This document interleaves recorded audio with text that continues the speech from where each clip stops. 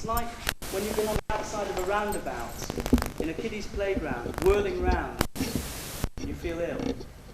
And somehow, you go to the centre of the roundabout, and you sit on the axis of the roundabout, and then you can watch the whole thing, but you don't feel sick anymore. You see it, you enjoy it, but you don't feel giddy, and there's no danger of you falling off and becoming hurt. So you become the witness, and you become silent, inside, and at peace.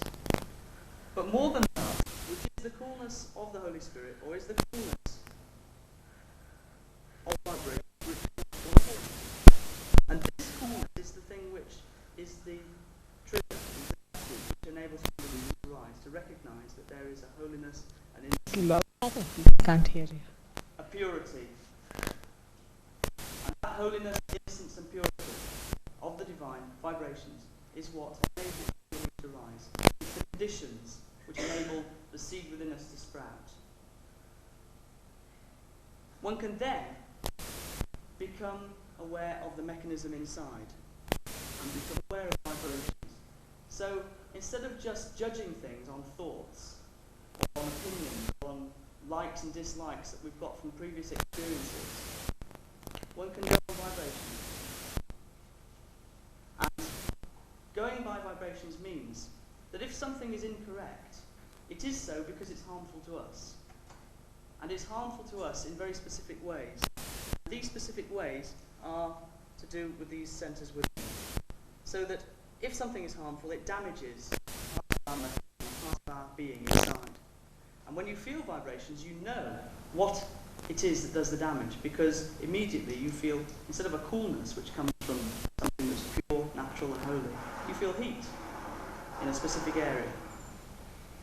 The chakras are reproduced in the fingertips, so that one can feel if the hands get hot or particular fingers get hot, it means that that chakra is out of order, or there's something which would harm that chakra is going on.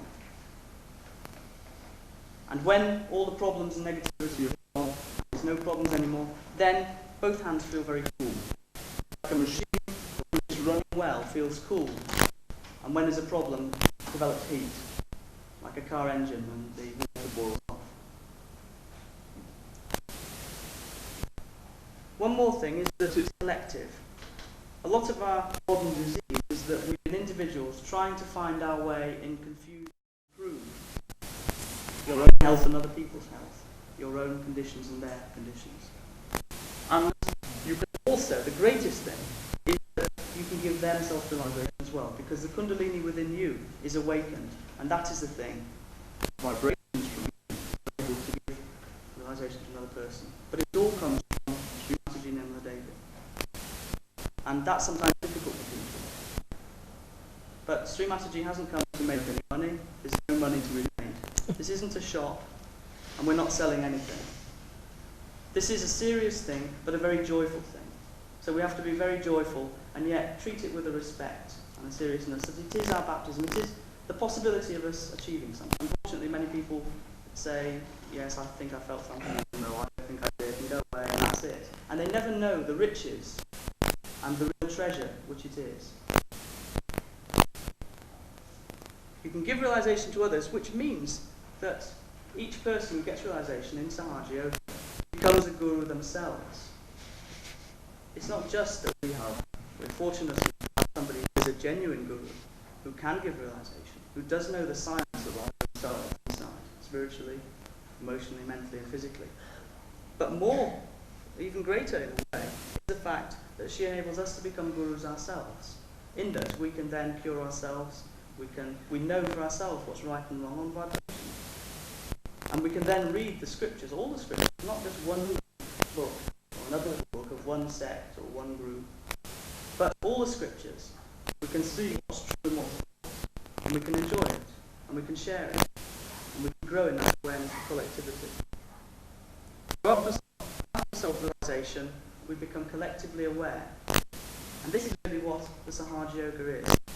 It's this spontaneous self-realization. The fact that you become the spirit which is divine. But then beyond that, it's the science of how to maintain it, which Mataji will describe and has told us many times, and that we can then tell you. And also, it's an evolution beyond being individuals and just ourselves into being one with the whole, and therefore becoming part and parcel of the collective being, which is the divine. Ladies and gentlemen, I have very great pleasure in introducing you to Sri Mata Dina Uday.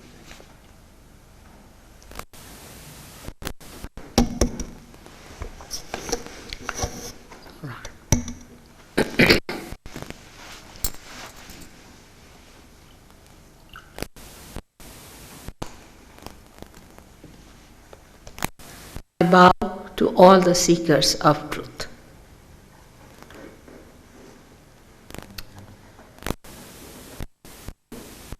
What we call truth can never be a misnomer or cannot be misidentified. It cannot be misplaced, nor can it be lost. If it is not that, then it is not truth. We are in the ignorance. We are in the darkness. If we cannot see, that doesn't mean that truth doesn't exist. In these modern times, there's so much of confusion, so much of thoughts, so many of people, so many cults and gurus and this and that coming up, so many giving ideas about food, body, about mind, about health, about spirit. Everybody is talking about something. That has created the greatest confusion for an honest seeker. And every honest seeker feels that I should be able to find out the truth behind everything. Now, the truth that we know about anything is actually intelligible to us on our central nervous system. Whether it feels hot or cold, we can feel it on our fingertips. Let us feel that way. Whether we see something white or red is intelligible to us on our central nervous system.